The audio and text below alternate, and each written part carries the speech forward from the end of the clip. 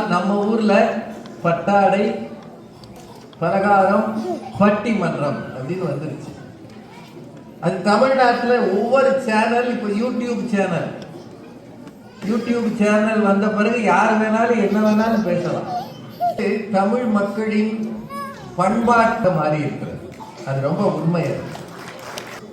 ரொம்ப பழைய காலத்துல மணிமேகலை காப்பியத்திலிருந்து கம்பன்லயே இருக்கு. பன்னரு கலை தெரி பட்டிமண்டபம்னு இருக்கு. வேறு எந்த மொழியிலும் பட்டிமன்றம் என்ற கலை வடிவம் இல்லை. தமிழுக்கு மட்டும்தான் அந்த சந்தோஷம். திடீர்னு உங்களை யாரையாவது கூப்பிட்டு பேசலாம். கையெழுத்து எதுல போடுறது?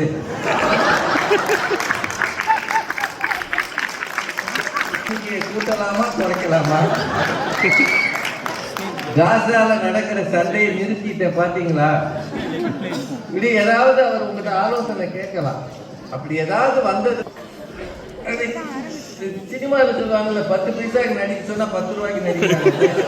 அதனால இவ்வளவு வாயை திறக்கிறதுக்கு இவ்வளவு திறக்கிறாங்க. இன்பத்திலும் துன்பத்திலும் உடன் வருவது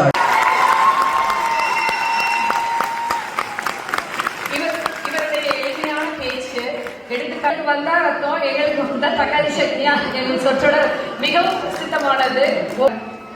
தமிழுக்கும் அமுதென்று பெயர் என்று சொல்லி சென்ற பாரதிதாசன் என்று இருந்திருந்தால் கண்டிப்பாக தமிழுக்கும் பாரதி என்றே பெயரிட்டு அழகு பார்த்திருப்பார். வருக வருக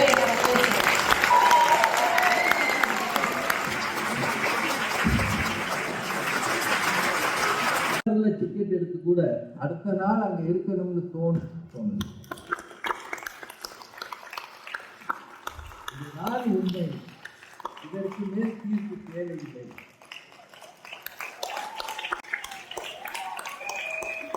அத்தனை பேருக்கு நன்றி.